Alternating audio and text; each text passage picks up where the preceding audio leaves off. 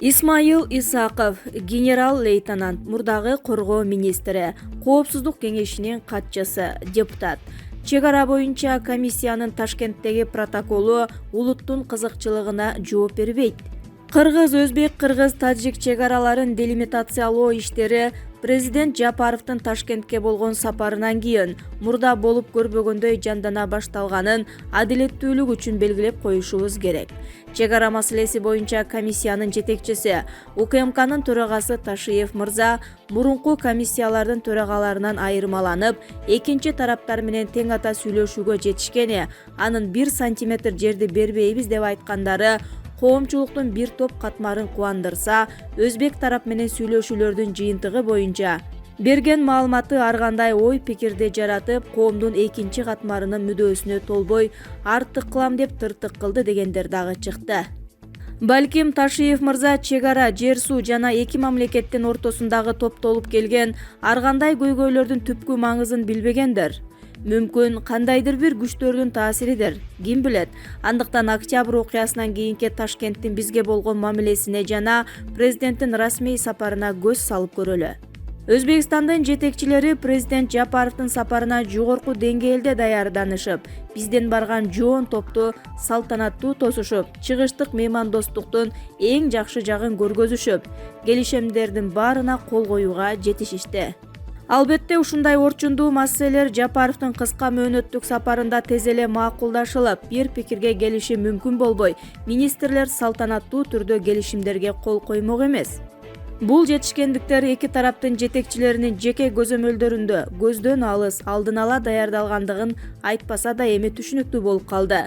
Анткени протоколдорго коюлган колдордун сыясы кургай электе УКМКнын төрагасы Ташиев Сох анклавына коридор ачылышы тууралуу андай болбойт дегендей билдирме жасады. Ал эми биздин жасалгыч автордун котормосу пресс-секретар Өзбекстанга болгон сапардын жетишкендиктерин билдирип жатып, алар бизге үңкүр тоону белек катары бергенин жар салып жиберип, коомчулуктун төө бастысынан кийин премьер Мариповдун эрдигин кайталоого аргасыз болуп артка кайтты. Андан башка президент Жапаров Азаттык радиосуна берген маегинде 30 жылдан бери бүтпөгөн камбарата бир кесин 3 жылда бүтүрөбүз, сүйлөшүп келишимге кол койдук, иш башталды десе, аны менен кошо барган жоон топтун мүчөсү инвесторлорду тартуу боюнча башкарма Шыкмаматов жок, болгону биз ошолорду салуу боюнча каалоо тилегибизди эле билдирдик, болгону меморандум деп элдин башын маң кылды. Мынчалык орой, карама-каршы билдирүүлөргө карабастан, Жапаров башында турган биздин жоон топтун Ташкентке болгон сапары сырттан караганда ийгиликтүү болуп, алардын кубанычтуу жана олжолуу кайткандары баарыбыздын купулубузга толгон эле. Ташкенттин меймандостугунун алкагында министрлер келишимдерге салтанаттуу түрдө кол коюшуп, келишимдердин тексттерин өз ара алмаштырышкандан кийин эки тараптын министрлери хандар замандагыдай эки президенттин алдында баштарын ылдыйлатып ийилгендерин сапардын көркүн чыгарды. Андан кийин өзбек президенти биздин делегацияга самолет, вертолет, автоунаа жана башка техникаларды чыгарган ишканаларды көрсөтүп, аягында кур кетпегиле туугандарым деп баалуу белектерди, вертолет, санитардык машиналарды тартуулады. Өзбекстандын президентинин урматтуу Шавкат Мирзоевдин мартчылыгы, адамгерчилиги жана бизге болгон тууганчылык мамилеси баарыбызды ыраазы кылды.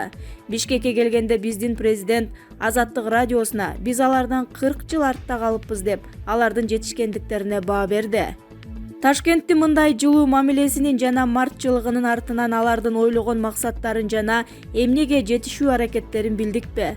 Өзүбүздүн кызыкчылыктарды коргой алдыкпы? Менин жеке оюмча, биз улуттук кызыкчылыктарыбызды коргогонго жетише албай, экономикабыздын өнүгүшүнө зор таасирин бере турган жана маанилүү рычагтарды колдон чыгаруу коркунучун пайда кылдык.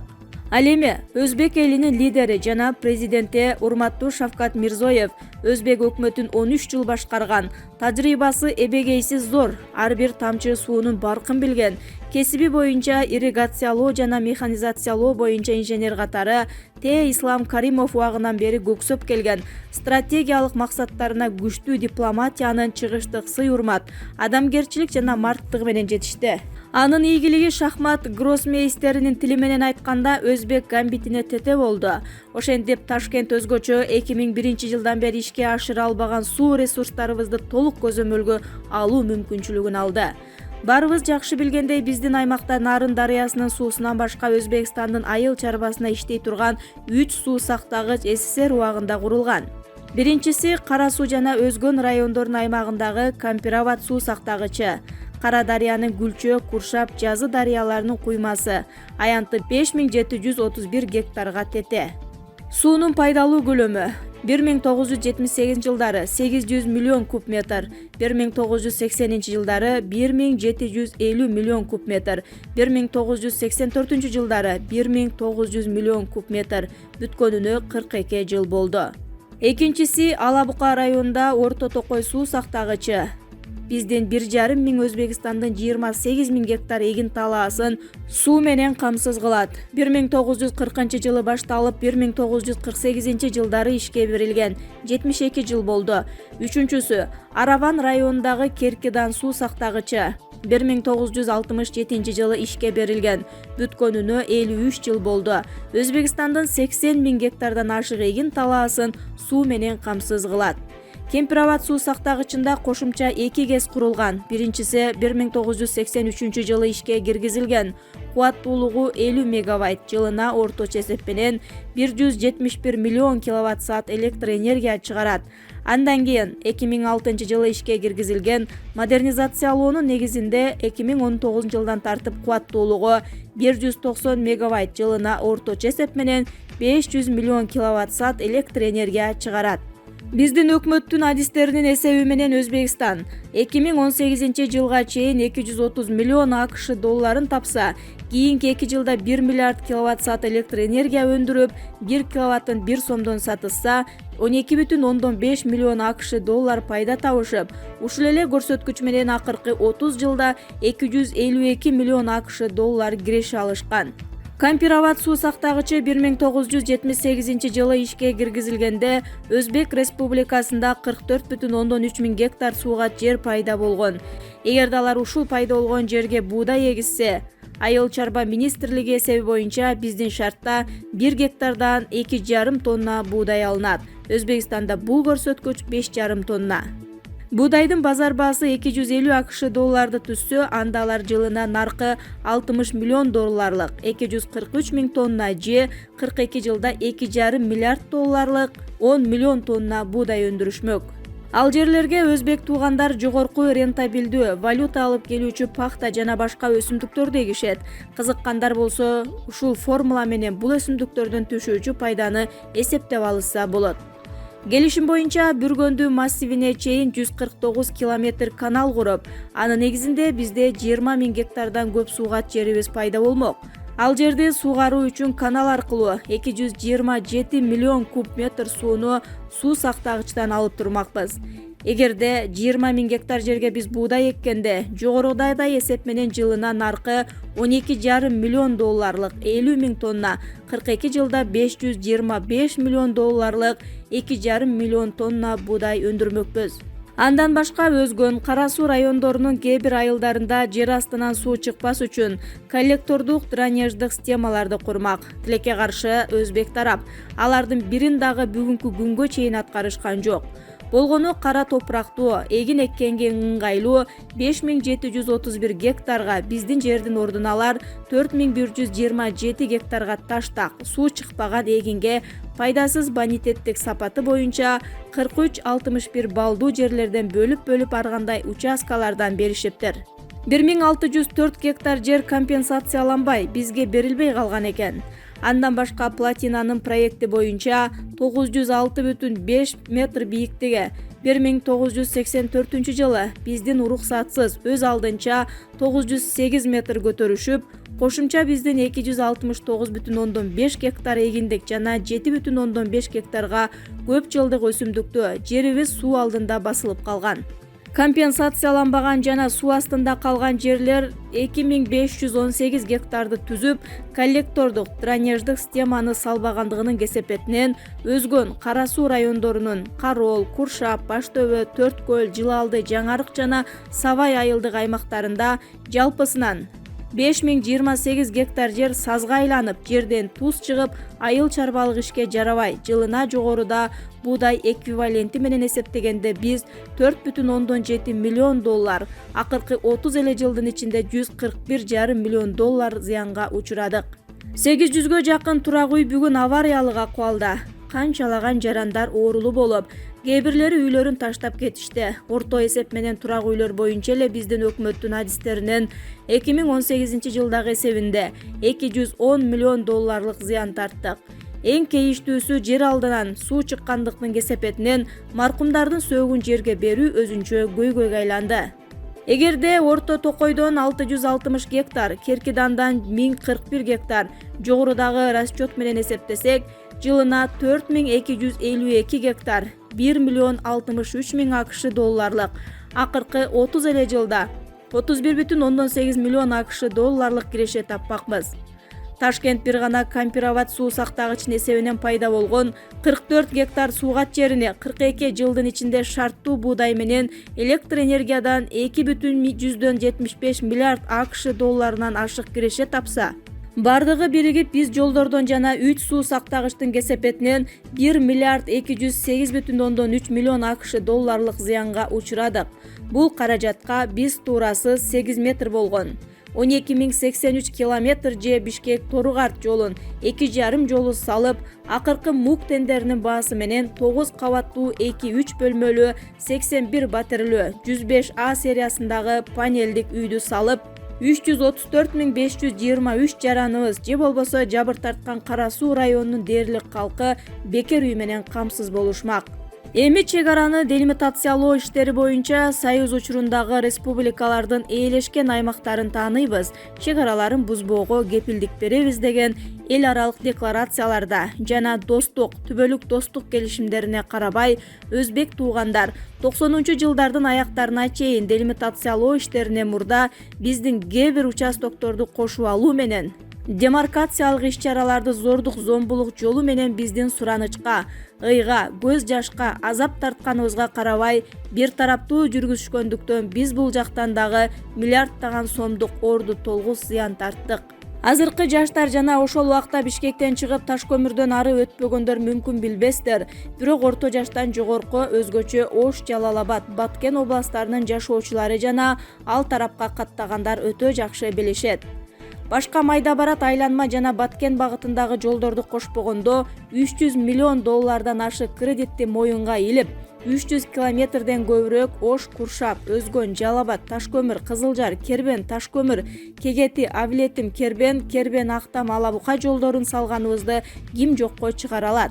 Тикенек зымдарды тартып, траншеяларды казып, жоокерлери менен бажычыларын коюп, жолдорду тоскондордун кесепетинен биз жайында тоо этеги менен борпоң топурактуу жердеги булуттай болгон чаңды жутуп, көпүрөлөрү жок суулуу сайды аралап, канчалаган автоунааларыбызды талкалап, жаандуу күндөрдө тизеден келген баткактарда тыгылган машиналарыбызды түртөп, алардын постторун айланып жүргөнбүз. Анысы аз келгенсип, ата-бабаларыбыздын күнбөздөрүн тосушуп, барууга мүмкүнчүлүк болбой калган күндөрүбүз эстен чыга элек. Ошо күндөрү коңшуларыбызга келишимдердин аткарылыштарын талап кылып, адекваттуу чараларды көрөйлү, жерлерибизди бердирбейле, постторду алдыралы, жолдорду салып, элибиздин катташына шарт түзөлү деп бир уч оппозицияга айланып, Раматылык агабыз Масалиев баш болгон Раматылык Садырбаев менен Акунов жана Дүйшеевди, Бекназаровду, Кадырбековду, Мадумаровду, Текебаевди, Праненкону, Малиевди, Абдимомуновду жана мени Акаев баш болгон бийлик, анын кошоматчылары, дүжүр-мүжүрлөрү буларды бир автобуска тыгып, жардан кулатып ийиш керек дегендерине карабай, постторду алдырып, бүгүнкү зымыраган жолдорду салдыртуу менен кээ бир участкаларды сактап калган биз эмей ким эле? Ал учурда тиги тарап Үңкүр тоо жана Гавасайга тие албай, калгандарын өзүбүздүкү деп делимитация эмес, демаркациялык иштерин бир тараптуу бүтүрүп албады беле? Азырдагы эки катардуу зым менен тосулган, траншеялары казылган, участокторду түштүк тарапка баргандар көрүшпөйбү? Мына достуктун, түбөлүк достуктун жана бир тараптуу чек араны демаркациялоо иштеринин баасы. Биздин кээ бир саткын жүнү бош жетекчилерибиздин айынан Гавасайдагы 19 000 гектар жерде 2013-жылы вице-премьер Мамытов учурунда чек ара кызматынын жетекчиси Усубалиев аларга берүү протоколуна кол коюп, биздин талаптан кийин койгон колунан баш тартып, артка кайрып алганын анча-мынча депутаттар менен жогорку кеңештин отделинде иштегендер билсе дагы көпчүлүк билбеши мүмкүн. Ошондой эле окуянын үңкүртөө боюнча Сариев премьер учурунда болгонун, өзгөчө Азимбегинин баш болгон аксылык туугандар жана жаш жигитибиз Молдахматов унутпаса керек. Ал эми Сохко коридор берүү боюнча 2001-жылы Бакиевдин Бишкекте Боткент деп кол коюп, Боткенди 100% анклавга айланткан келишимин биздин Демилге менен жогорку кеңеште караганда ал бир уч оппозициянын төп астысынын алдында калып, укпаганды уккандан кийин колун артка кайтарып алганын эл унутса дагы, Бакиев өзү эч качан унутпаса керек. Ошентип, өзбек тарап демаркация иштерин бир тараптуу мыйзамсыз эч ак эле бүтүрүп алып, эми делимитация иштерин 3 айдын ичинде бүтүрөлүк деген шашылыш ураанын алдында эмнеге жетишишти? Камбарата бир кесин эл эмес, биздеги болгон гидро объектилерибизди курууга катышуу менен стратегиялык өтө маанилүү рычагыбыз суу ресурстарыбызды толук көзөмөлгө алууга. Сох анклавынын элин чоң материгине түз токтоосуз жана текшерүүсүз катнашына, өзүбүздүн үңкүртөөнү өзүбүзгө белекке берүү менен 72, 53 же 42 жылдагы убакытта бизге келтиришкен зыяндарынан жана келишимдердеги милдеттенмелерин аткарбагандыгынын кесепетинен биздин колдон чыккан кирешелерибизди мыйзамдуу түрдө төлөө маселесин биротоло көмүүгө. 4. Кемпирабад, Орто Токой жана Керкидан суу сактагычтарын толугу менен өздөрүнүн карамагына жана көзөмөлүнө алууга.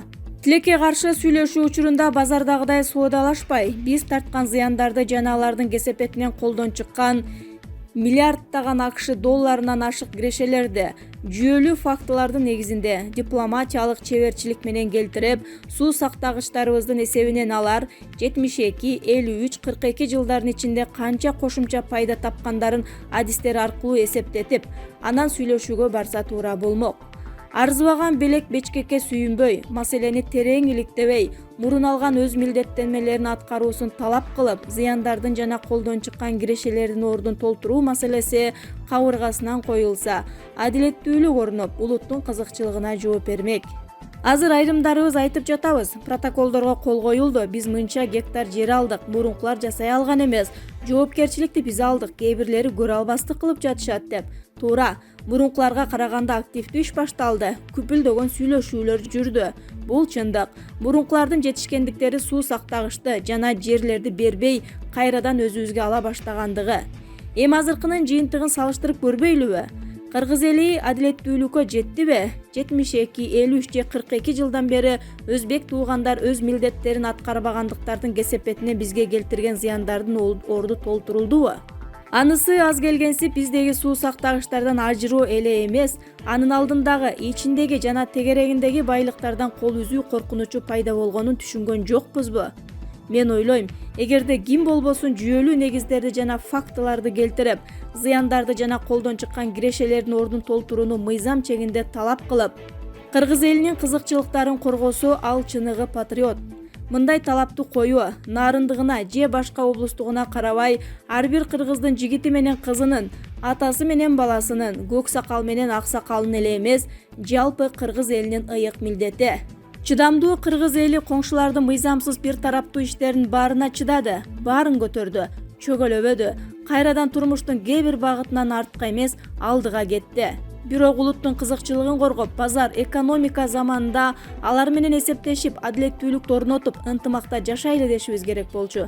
Катаны кетирдик, азыр дагы кеч эмес, аны оңдоо жолдору бар. Ал үчүн, биринчи, суу сактагычтарды эч качан эч бир жерлерге алмаштырбоо, алардын карамагына же көзөмөлүнө өткөрүп бербөө керек. Себеби суу сактагычтардын алдында алтындай эле байлык жатат. Ал нерсе ылай топтому, сапропел. Базар баасынан 1 килограммы 40-60 сом. Экологияга зыянсыз, азыркы трендке жооп берген, органикалык тамак аштын негизин түзгөн, эффективдүүлүгү минералдык жер семирткичтерден кем калбаган жана косметикалык каражат катары дагы колдонулуучу зат. Аны иштетүүгө цианид уусу колдонулбайт, мөңгүлөр талкаланбайт. Аны алып чыгып, кургатып, таңгактап, керек болсо килограммдап сатып, мамлекет эбегейсиз чоң киреше тапса болот. Ошону менен бирге суу сактагычтарды тазалап, суунун көлөмүн көбөйткөнгө жетебиз. Андан башка суу жаныбарларын өстүрсөк болот. Дем алуучу жайларды куруп, суунун тегерегин элибиздин ден соолугун чыңоочу жайларга айлантса кантип болбосун? Ушулардын баары экономикабыздын өнүгүшүнө салымдарын кошот эле го. Экинчи, 72, 53 жана 42 жылдын ичинде бизге келтирилген зыяндарды жана колдон чыккан кирешелерибизди төлөп берүүсүн талап кылбасак дагы, жок дегенде акыркы 30 жылдагысын талап кылышыбыз керек. Болбосо эл аралык сот аркылуу төлөөгө мажбурласак болот. Бул биздин өкмөттүн, тагыраак айтканда, ант берген атка минерлерден түздөн-түз милдети. Үчүнчү, ГЭСтерди өзүбүз салышыбыз керек. Өзүбүздүн адистерди өстүрөбүз. Алардын тажрыйбаларын жогорулатабыз. Өзбек туугандар ГЭС салабыз десе, биз каршы болбойлу. Келтирилген зыяндардын эсебинен бизге салып беришсен, болбосо башка өлкөлөрдү тартайлы. Белеги жок, шапкеси жок сүйлөшсөк, соттун чечимисиз баса калбай, инвесторлордун иштөөсүнө шарт түзүп, коргосок, мыйзамдан иштесе, инвесторлор кантип келбесин? Төртүнчү, келишимдин негизинде 1978 жылдан бери ишке кирген Кемпир-Абад суу сактагычы боюнча 42 жылдан бери алар тараптан салынбай келген коллектордук дренаждык системаны Ташиев иним айткандай өзүбүздүн бюджеттен эмес, коңшулардын эсебинен 2022 жылга чейин куруп берүүнү кабыргасынан коюп бүтүртүү жана 149 километр канал курууга кетчү каражатты төлөп берүүнү талап кылалы. Буларды аткаруу келишимдин негизиндеги алардын милдети, биздин мыйзамдуу талабыбыз. 5. Суу сактагычтардын алдындагы эң баалуу Сапропелди иштетүү боюнча өкмөткө тапшырма берип, биринчи иретте кыргыз инвесторлорун тартып, жумуш ордун түзүүнү ишке ашыралы. Бул затка алар канчалык кызыктар экенин экс-премьер Чыңгышевдин Токтогул ГЭСинин курулушу боюнча Азаттыкка берген интервьюсу далил. 6. СССР учурунда биздин экономика мал чарбачылыкка багытталып, суунун көпчүлүк көлөмүн коңшулар менен бөлүштүрүү келишими түзүлгөндүктөн, аны кайрадан карап жаңы келишим түзүү керек. 7. Кемпир-Абад суу сактагыч үчүн компенсацияланбаган жердин ордуна алардын ГЭСине 30-40% үлүшкө кирүүнү талап кылалы. Жер менен суу биздики болсо эмнеге кирүүгө болбойт? Андан башка Кемпир-Абадка компенсациялоо үчүн берген 4127 гектар жерге бизге берген жерин тактайлы. Эгер далилденсе, анда бизге келтирилген зыяндын эсебинен кайра алалы. Жыйынтыгында улуттун кызыкчылыгына жооп бербеген чек ара боюнча комиссиянын Ташкенттеги протоколун жокко чыгаруу зарыл. Ратификацияланган келишимдердин алкагында чек ара маселелерин коңшулар менен ынтымакта чечели. Эл аралык эксперттердин прогнозунда жакынкы 25 жылдын ичинде дүйнө элинин 1/3 бөлүгүнө суу тартыш болот. 20-21 кылымдар нефтинин доору болсо, жакынкы 10-15 жылдан кийин суунун доору башталаарын эсибизден чыгарбай, Кудай берген жерибизде туура колдонуп, келечектеги муундарыбыздын алгылыктуу пайдаланышына шарт түзөлү. Акырында жогорудагы келтирилген жүйөлүү фактыларды баарыбыз түшүнүү менен туура кабыл алалы. Келишимдин негизинде аткарылбаган милдеттенмелерин аткарууну жана бизге келтирилген зыяндардын ордун толтурууну, колдон чыккан кирешелерди мыйзам чегинде төлөп берүүлөрүн бирдиктүү талап кылалы.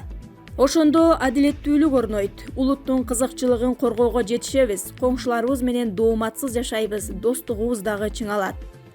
Исмаил Исаков, генерал-лейтенант, мурдагы коргоо министри, Коопсуздук кеңешинин катчысы, депутат, 5 апрель 2021 жыл. Эскертүү. Генерал-лейтенант Исмаил Исаков президент Садыр Жапаров менен Камчыбек Ташиевдин Ташкенттеги чек ара боюнча келишими улуттук кызыкчылыкка жооп бербейт деп билдирүү таратты. Бул билдирүү бир жума мурда даяр болгон экен. Бирок Исмаил Исаковдун кайненеси өтүп кетип, чаткалдан кече келиптер. УКМК бул жагдай белгилүү болчу. Ошондуктан алдына алып Садыр Жапаров менен Камчыбек Ташиев 2010 жылдагы июнь окуяларын кайра териштирүү боюнча 4 апрелде чечим кабыл алышты. Бирок бул Исмаил Исаков токтото алган жок. Ал 5 апрель күнү өз билдирүүсүн таратты.